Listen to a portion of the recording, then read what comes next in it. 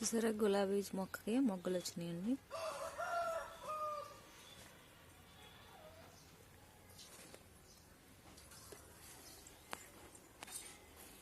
Bhogi special chicken curry చూసేయండి.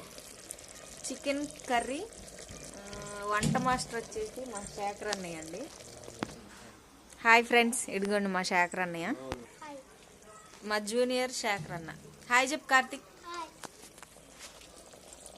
మరో ఒక 5 నిమిషాల్లో చికెన్ కర్రీ రెడీ అయిపోతుందండి.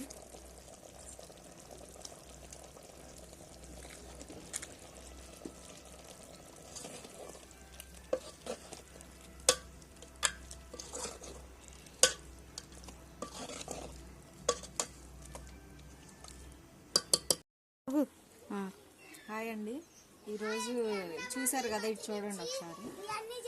చూసారా, ఎండుమిరపకాయలు అన్నమాట. అంటే పండుయి, వీటిని ఎండబెట్టి ఇంట్లో కారానికో చట్నీలకో దేనికో దానికి యూజ్ అవుతాయి అన్నమాట. ఇలా ఉంచితే ఏమైద్ది రాని? ఎలా ఉంచితే అంటే పాలుగాయలు అవుతాయి అన్నమాట. అంటే పనికి రావు. ఇక మామూలుగా ఇట్లా కోసి ఎండబెట్టినా కానీ కారానికి వస్తాయి, తాలింపులకి చట్నీల్లోకి అన్నిట్లలో యూజ్ అవుతాయి. పచ్చికాయలు ఇంకా చాలా ఉన్నాయి కానీ ఇగో పచ్చికాయలు పండుతాయి అక్క బాగా. పండుగ పన్నీ పచ్చి. ఈ తేజకాయలని ఎవరో కోసుకోవట్లా చూసిన వాళ్ళు, వామ్మో లేదంటే. కానీ టేస్ట్ ఉన్నాయి రాని. కూరలో 2-3 సార్లు వేసా. దోరకాయలో పప్పులో వేసుకుంటే అక్క బాగా టేస్ట్ వస్తాయి. పప్పుగా ఈసారి ట్రై చేయాలి. కారం వేయకుండా పప్పు చేసుకోవాలి. ఉత్తి పచ్చిమిర్చి బాగుంటుంది. కోసే కొద్ది కనిపెడుతున్నాయి. పూత రాలకుండా ఆకు రాలకుండా కొయ్యి.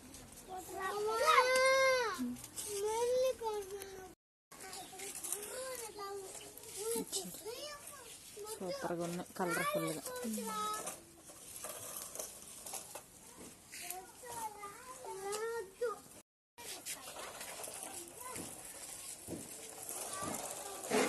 అయిపోవటానికి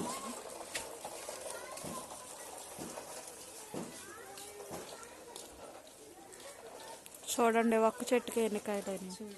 ఇంకా ఉన్నాయి, ఇంకా ఉన్నాయండి. చూడు ఎన్ని వచ్చినాయా. చక్కగా పండిపోయేసరికి ఇంకా కలర్ఫుల్గా కనిపిస్తుంది. అవును.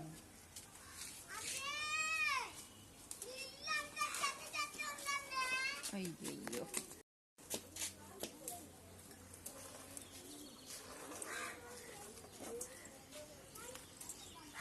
ఇది చూడని, ఇది కింద పడిపోయింది. అయినా చూడు దీనికి ఎన్ని ఉన్నాయి కాయలు. ఫస్ట్ ఇరిగిపోయింది, అయిపోయింది అనుకున్నా దీని పని. ఇగో చూడు, మళ్ళీ పూతలు వస్తున్నాయి. ఇగో పచ్చిమిరపకాయలు మళ్ళీ వస్తాయి. మంచిగా వాటర్ పోస్తా. ఎలాంటి మందు లేకుండా పండించిన పచ్చిమిరపకాయల మిరపకాయలు, పండు మిరపకాయలు. ఇది తేజకాయలు కదా అని. మామూలు అయితే టేస్ట్ ఇదే, చట్నీలు చేసుకోవడానికి సూపర్గా ఉంటాయి కదా. పండు మిర్చి చూసారు కదా, ఒక్క చెట్టుకేనండి. చూడండి ఎన్ని కాయలు వచ్చినాయి పండు మిరపకాయలు. వీటిని ఎండలో ఎండబెట్టి 2 days ఎండుమిరపకాయలు చేసేయాలన్నమాట. చూసారు కదా. బాయ్.